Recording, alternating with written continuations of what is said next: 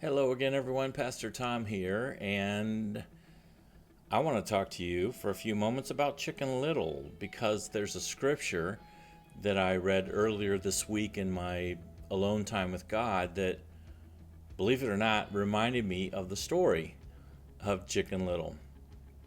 And I'll get to that verse a little bit later on. I have to say that, as I've said before, that mornings for me, for whatever reason, are bad in the sense that I wake up with negative thinking and negative feelings, like the sky is falling. I've probably said it before. I don't know why I'm like this, but it's who I am, and you may have your sky is falling moments later on in the day or before you go to bed. I don't know, or when certain things or people trigger the sky's falling thinking. But for me, it's early in the morning. And usually then I'm okay. Once I get through that, I'm all right for the rest of the day. Just me, but I do tend to think like Chicken Little in the morning. Since I thought of the Chicken Little story because of that verse I read, I figured I should refresh myself a little bit with the story because it's been a while since I've heard it. So I got on YouTube and listened to a person read the story. Now, there's different versions of this story, but the version that I heard read went something like this: Chicken Little, the chicken, was underneath a tree, and an acorn fell and hits Chicken Little in the head. Chicken Little doesn't stop to look around to see what might have hit him or her. I'm not sure if him or her, but anyway, doesn't stop to really check things out, but makes the assumption, the worst possible thing that Chicken Little could think of, makes the assumption that the sky is falling, and that is what hit Chicken Little in the head, a chunk of the sky. And so now, in panic and in fear, the little chicken feels that he needs to go and see the king, because the king has the truth. The king knows what's going on. The king is the smartest one in the kingdom. And on the way, Chicken Little meets other little animals that also, instead of trying to think clearly through the situation, or even thinking like they're going to look and see if the sky's falling, instead of doing that, these other little creatures immediately believe Chicken Little and think that the sky is falling, and so they get, in an emotional uproar and go running toward the king. And this version of the story that I read says that on their way to get to the king, in their haste and in their fright, they didn't notice things like little ant hills that they trampled on and destroyed, or flowers that they trampled on and destroyed, or there's even a broken window that happens on the way, because they just were so careless. All they could think of was trying to figure out if the sky was falling, but a lot of other destruction happened on the way. So eventually they get to the king, and the king takes them back to the original spot, and the king simply looks around and sees that there's a tree above, and then looks to see that there also is an acorn on the ground, and figures the whole thing out, and then scolds the animals for jumping to the wrong conclusion, and also destroying things on the way to trying to figure out what was going on. So that's the story of Chicken Little. Chicken Little's mind, I would suggest to you, was like our mind gets. Every one of us, I get it in the morning, but you get it at some point during your life, or maybe every day, where your mind is cluttered, where you are full of worries, where you're full of fear in your mind, where you have limited beliefs. That's kind of a modern terminology these days, limiting beliefs. In a spiritual sense, we would say a lack of faith. When our mind gets thinking like Chicken Little, we also have a lack of perspective, and we feel that there's no way out. We feel hopeless, which is one of the worst feelings in the world, let's face it. I mean, hopelessness leads to despair, and that's awful. When we're having Chicken Little thinking, we also tend to blame ourselves for things that we might have done, but we tend to go way overboard with that. Or even things that we didn't do, we find a way to blame ourselves for. We tend to see ourselves in the worst possible light. There's a lack of creativity in our mind, and we feel trapped. Those are some of the things that you might identify with and you might be feeling even now as we're speaking about Chicken Little thinking. Okay, now let me get to the verse, and it is in the book of Psalms. It's Psalm 118, written by David. David, if you're familiar with the Bible, was a king of Israel, and in those days, kings lived with a great amount of fear. They always had the fear of someone else wanting to take their kingdom away from them and take it by force. That was just a common thing that happened. Sometimes from within the nation, some people would try to become king and kill the king and all the king's family. And then other times it was outside the kingdom where other nations would try to take the king's life and the king's throne. So David has this tendency to worry and have anxiety and stress and fear over his own life. And in Psalm chapter 118, this is a psalm where David is suffering, I think, from Chicken Little thinking. The sky is falling thinking. And so it goes like this. It says, I called to the Lord in distress. Or my own version of that would be, I called to the Lord as I was thinking like Chicken Little. And the Lord answered me. And look at this next phrase. I love this phrase. And put me in a spacious place. The people of the Bible, the Hebrews, would use this phrase, spacious place, like we would and do use the phrase, I want to clear my head. I want to clear my head from the negativity, from the worries, from the fears, from the feelings of hopelessness, from the lack of creativity, from lack of faith. I want to clear my head from that so I can breathe, so that I can think, so that I can enjoy this day and just be me and love God and love my family and so forth. I need to clear my head.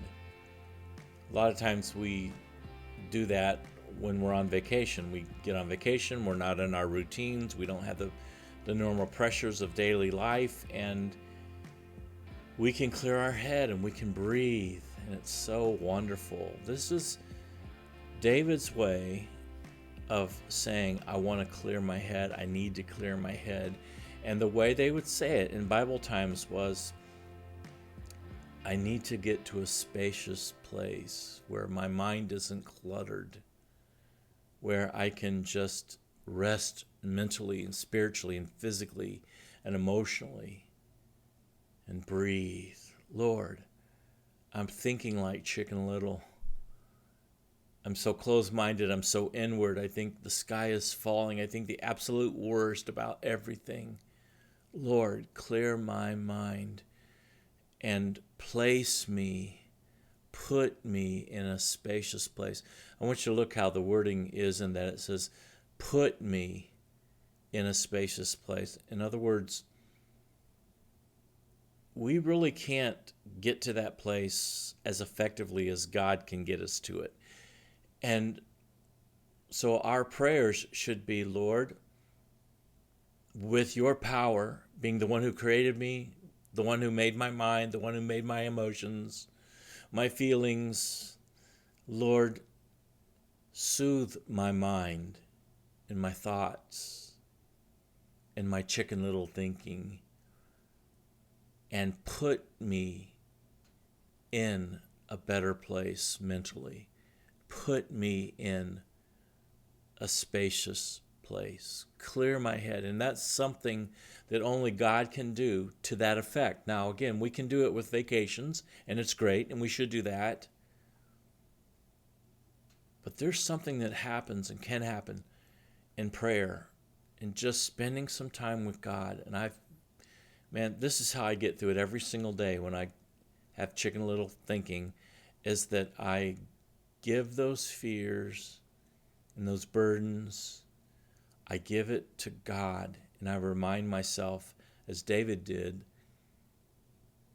the Lord is for me, I will not be afraid. That's what, again, it says in Psalm 118, the Lord is for me, I will not be afraid. And then he goes on, he says, as he's getting a clearer head, as God is helping him to get into a spacious place, he goes on and he says, what can a mere mortal do to me? In other words, all of those people that are against me, I need to remind myself that the Lord is my helper, and God is the one who will protect me, guide me, lead me. God is the one who is my helper. Therefore, he says, I will look in triumph on those who hate me. And for you, it might not be people that are against you or people that hate you, but it might be situations, or it might be your own anxieties. Those are enemies as well.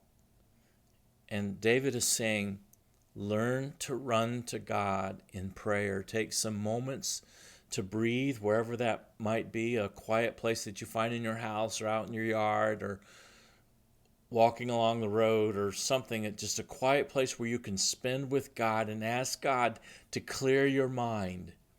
As you think of those things that are giving you fears, kind of give those over. Imagine yourself physically lifting those things up to God and giving them to Him, and God will take them. Imagine you give them to God. You put them in God's hand. What does God do with them? He doesn't give them back to you, but God, what does God do with them in your own mind? In my mind, He destroys them, or He burns them. He gets rid of those fears so that I don't have to carry them. And I go through this every single day. It doesn't take me real long, but it's my way of being able to focus on God and on this day, instead of having to focus on the fear that the worst is going to happen, the worst is happening, that the sky is falling. Here's a thought I want to give you. The conclusion that you jump to is the belief that you start with.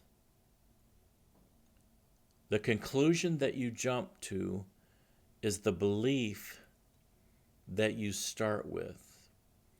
So if you have wrong beliefs about God or about yourself or about life, about who you are, if you have wrong beliefs, then when things frighten you, you will tend to jump to your wrong beliefs. That's what you will believe, is what you believed in the first place. So for Chicken Little, if I can go back to that illustration one more time, Chicken Little evidently felt kind of like, you've heard the phrase Murphy's Law. Came from a mathematician actually named Morgan, but somehow they renamed it to Murphy, and he lived in the mid 1800s, and he would do experiments, and he would do these same experiments over and over and over and over and over and over again. And he ended up saying, eventually, if you do things enough times, something bad is going to find its way into it, and something bad is going to randomly happen. So we actually distort the whole idea of Murphy's Law, and we just say, well, like every time, the world's against me, life's against me, and we kind of get that negative, inward, trapped feeling that Chicken Little had. And so when the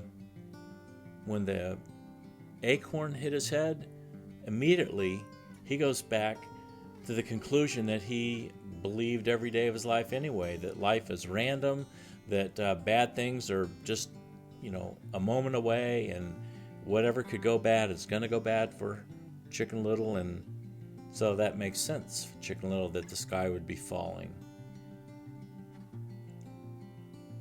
But David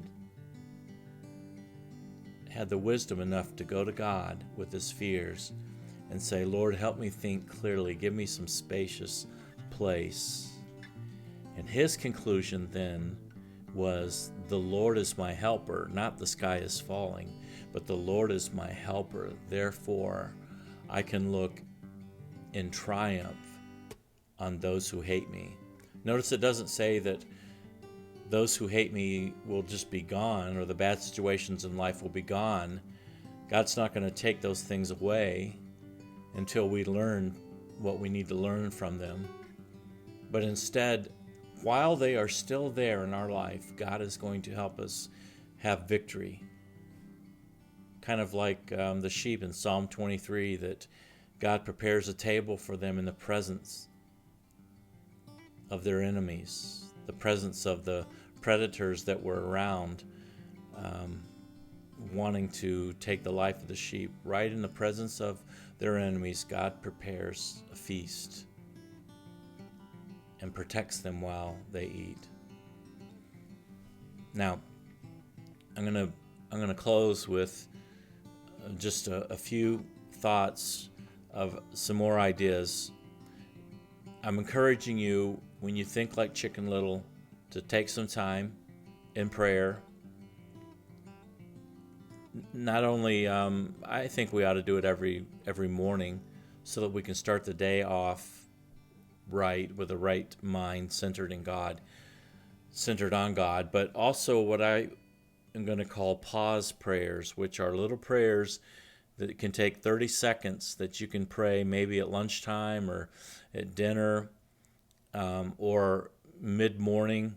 You can just pray these little prayers. Make yourself reminders. Set yourself a reminder on your phone calendar, or do something that reminds you just to have a short little check-in with God where you can breathe and you can just get perspective. Another thing that I like to do from time to time is just look up.